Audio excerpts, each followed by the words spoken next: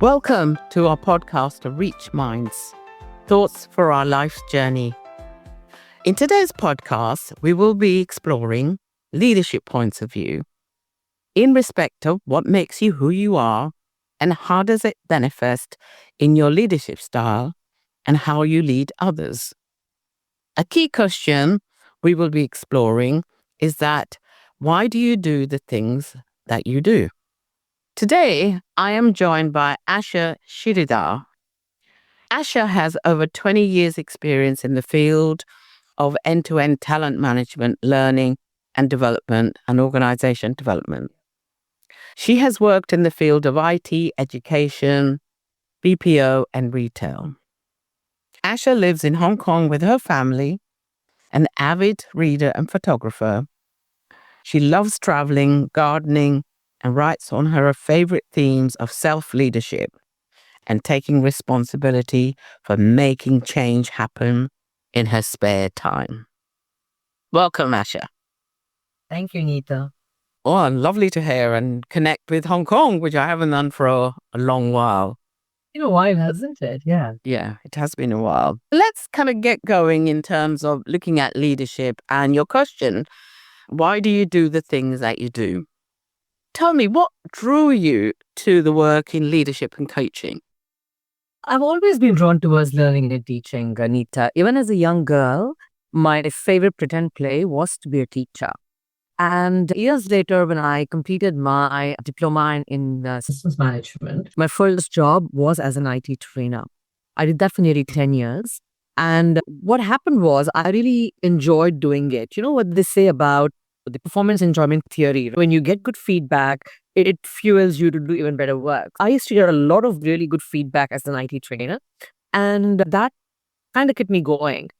But about 10 years later, I realized that there was more to training than just IT training, because IT training can be a little restrictive, isn't it? There's a right way of doing stuff, and there's definitely 100 wrong ways of going about doing it. And I kind of then got introduced to the space of what was back then called soft skill training. And that really got me going, because then it was all about not necessarily one way, the right way, but looking at how can you use your skills, how can you use your current position to become even better. So constant improvement, continuous improvement.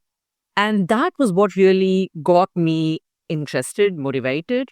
And I branched out slowly from doing soft skill and communication training more towards leadership development. Around, I think it was 2005, I was introduced to the SL2 model. Back then, we used to call it the situational leadership 2 model. And that again made me realize the importance of leadership. And I got introduced to the Ken Blanchard of leadership. And that really got me focused into leadership development. That's been my journey into leadership and coaching. I'm curious in terms of when you've been through these leadership programs and have had developing yourself, what were some of your aha moments that made you think, yeah, this is really what I'm meant to be doing? I always used to have this thought about, to be a good leader, one needs to be really focused on results, and one needs to really focus on the KPIs and just getting the job done. But when I first got introduced to situational leadership and started looking at people development, and I started to see the link between that emotional connect that we can build as leaders, the element of how do you build a team that is connected, and that becomes more around leading with a vision rather than just the KPIs. Because when you lead with that element of, this is the vision, this is where as a team we're going to get to, and you can work with your people on what motivates them, what gets them getting up in the morning and getting into work. And it's not just for money, it just suddenly becomes so much more meaningful. And one of the quotes that Ken Blanchard makes, and that I have learned from him, is that, let me remember the exact words there. When you are the manager, you are the topic of dinner table conversations, right? In other words, what is it that people say about you when you're not in the room? And that for me was like a big aha moment for me in terms of thinking, yeah, what do I want my people to say about me when I'm not in the room? And that was a huge turning point in the way I started to look at leading my team. And also when I coach leaders to get them to think about how do they want to lead their teams? How do they want to leave behind a different image? So do they want to be known as somebody who's just focused on goals and results, getting to the that sales target, or do they want to be known for something much bigger? And I think that is something that has really driven me.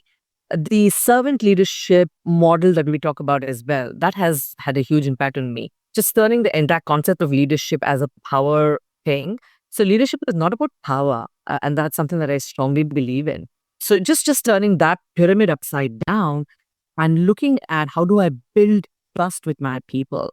How do I make sure that I can actually uh, give my people what they want, take them with me on the journey? All of those elements have really influenced me, not just as a leader myself, but as somebody that has been coaching other leaders as well in how can they be more impactful. Does that answer the question? Yeah, I mean, I think it does because it's talking about what influences you. And I guess what gets triggered for me in this is what is the distinction between manager and leader? Good question. Yeah. What do you think I it is? or I think manager is a task. Leadership is a mindset. One does not have to be a manager to be a leader. For me, leadership is something that comes with all of us. And I have said this to you could be an individual contributor, you could be doing the job of a student intern, and you could still be demonstrating leadership. What does that mean? It means that you come in, you come and lead with your values, you lead with what do you think is the right way of being. You work because of what motivates you, right? You do things that you strongly believe are the right things for you to do. Take accountability for your actions, make choices that really work for you in your life. And that's what it is all about, right? Reach out when something's not working, escalate things when something isn't working for you, recognize that you can go above it beyond your job description. That's leadership. A manager is somebody who's being given a title and who's being given a certain responsibility for managing resources and for managing people and for getting stuff done. And that's absolutely an important element of an organization. I think we need managers. And more than that, we need leaders at every level of the organization. Absolutely, absolutely. I think that your distinction is really apt for me. Just kind of building on that and looking at leadership theories, leadership has evolved from 20 years ago, and there are lots of different theories around leadership. What are some of the themes or trends have you observed in the last few years in the space of leadership? That's a very interesting question.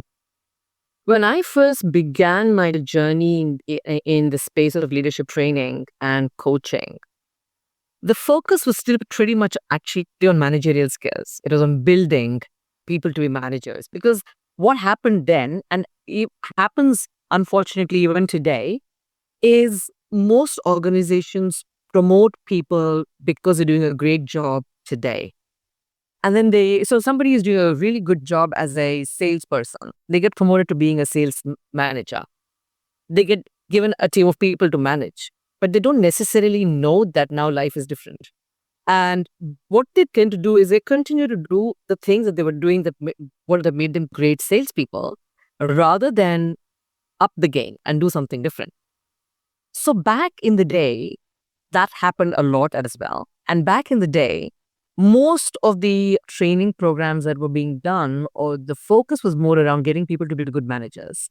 So it would be, we need our managers to give good feedback. So let's do a feedback giving training program with them, or let's teach them how to be better listeners, or let's teach them how to do questioning skills.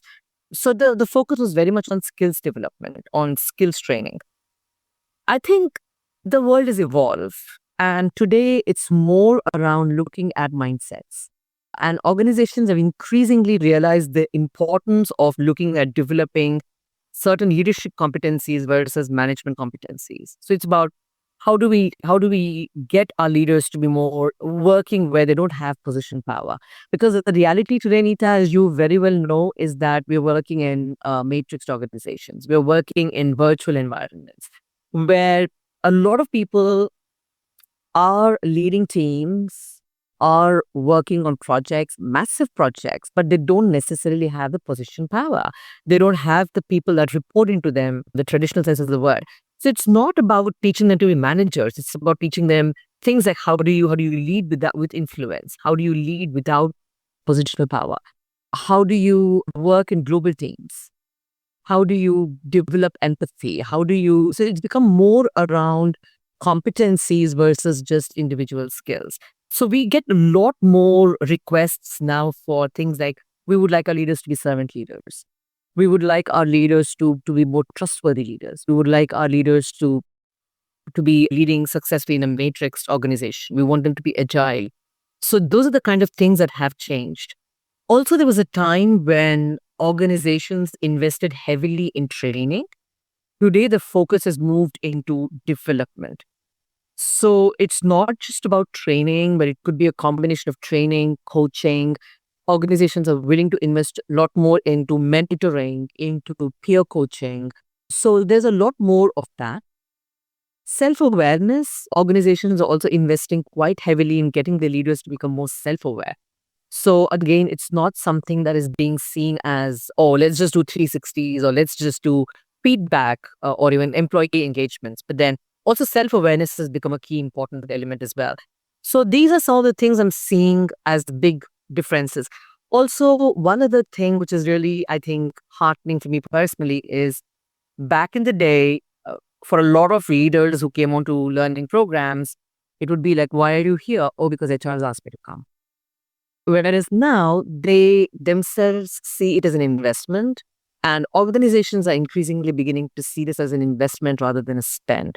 So you don't, and you hear a lot more people saying that this is not an HR ask, but it's something the business needs as well.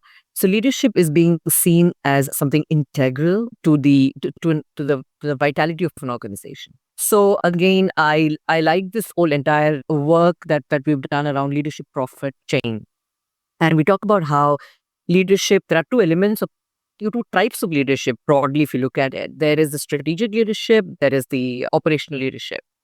And while strategic leadership drives organizational vitality, they work with the markets, they work with the shareholders, they make sure that Wall Street is happy with the organization. At the same time, that cannot happen unless they're supported by the operational leadership who work directly with the customers, who work directly with the employees. So unless there's customer devotion, unless there's employee work passion, your organizational vitality is not going to happen. And so I think that cycle has become something that a lot more organizations are seeing as their mantra. And that's a big shift in thinking I'm seeing in the last couple of decades. I would agree with you. And one of the couple of the shifts that I've seen, just to build on what you're saying, is more around the emotional intelligence, the behavior level. I think that's where I've certainly focused on. Just to tell us something another that came into my head as we were talking then is something as simple as change. The VUCA world, the word VUCA has almost become like everybody uses it. It's like once upon a time, the way organizations did that whole thing was as a change management. But now again, it's moved to becoming more of change leadership, and we call it as high impact change leadership. So how do you do that rather than top down? How do you do it bottom up? So change leadership is all about those conversations with the people. How do you start to involve the people who are actually going to land the change? And these are, like you said again, using emotional intelligence, practice-based leadership. All of them come together. So the focus is very different now. Yeah. Just to kind of moving away from that, how can we exercise the power of choice around leadership? Yeah, choice is important, isn't it? I think to a certain extent, everybody says that, yeah, I had the power of choice, but then the minute they are in a difficult situation, it goes out of the window. It goes up with oh, I didn't want to do this, but I was made to do it. I didn't really want to. Like just yesterday, I was in a coaching conversation with a leader, and part of that, this leader goes, is a very senior level leader, by the way. And they go, oh, I want to do this because I know it's the right thing to do, but my HR policy doesn't support it. And so I had to say, stop. You are at that level where you can influence this change. So let's talk about what's stopping you from influencing it. So what's making you not exercise that choice? So it was about again driving home that point. So inherently, I think a fundamental belief that drives me as a person is that I have the power to control myself and I have very limited control over other people. So with that in mind, if I take the onus of, all right, I'm doing this because I'm choosing to do this. Even if I have a gun to my head and I'm kowtowing to somebody, I am choosing to kowtow and I'm choosing to kowtow rather than get a bullet in my head. It's a choice that I'm exercising. A lot of times, this choice that we exercise is at a very, very unconscious level. So, one of the most important things is to bring that knowledge that we are choosing at every point of our lives to a conscious level. The more consciously aware we become of the fact that we are making these choices, the more empowered we can be. And that's something that I think leaders, that's one of the biggest things that I do in a lot of my coaching conversations, is getting leaders to recognize that those choices that they're exercising, which have been unconscious for them, getting them to stay conscious of those choices. Starting to recognize, why am I making these choices? What is it that I'm getting as a benefit by making this choice? So I'm actually quite influenced by Dr. William Glasser, who developed the choice theory. And in that, he posits that all our behavior is purposeful. Whether we are aware of it or not, it is purposeful. And that behavior is geared towards satisfying one or more of five basic needs. And he says that these basic needs are survival, love, and belonging comes as part of love, power, freedom, and fun in no particular sequence. So the more a leader can start to ask, okay, so why am I not choosing to go and have these conversations with HR about changing these HR policies? Am I doing it because if I do it, I'm scared that it's a survival thing. With this leader, it became that they were afraid of, not afraid, but then they felt that the environment that they work in is extremely political, and that if they did something there, it might mean a loss of job for them. So it was an element of survival for them. But sometimes it's also, there's no fun in it. As in, if I have to go and have those difficult conversations, it's not fun for me. I don't like that conflict. I don't like that having to go and seek somebody else. So what am I going to do? I'm going to take the easy way out. I'm not going to talk about it. So I think the important thing as leaders to recognize is, why am I making these choices? And even if they decide they're still going to do that choice, at least they're doing it consciously as opposed to unconsciously. Exactly. Because that conscious choice then gives us more power, isn't it? Look, I'll give you an example. Let me share an example with you. Many years ago, this happened to me probably at the start of my journey as a leader. I had this person who was working on my team, and she was a very, very good. She was very good at her job. Now, the organization that we worked in was a 24/7 organization. So we all had to take turns to work in shifts. And this particular individual initially had said that she didn't want to work the night shift because of certain personal reasons. So initially, the rest of the team said, we are happy to support her for a few months. And the rest of the team kind of took it upon themselves to not to kind of give in to her, and so that she could then continue to work the day shifts, which are the more comfortable shifts. The others took it upon themselves to work the night shifts. This went on for about 6 months. And then I started to hear a few rumblings from the others to say, hey, how much longer is this going to go on? I mean, she's got a family, I've got a family.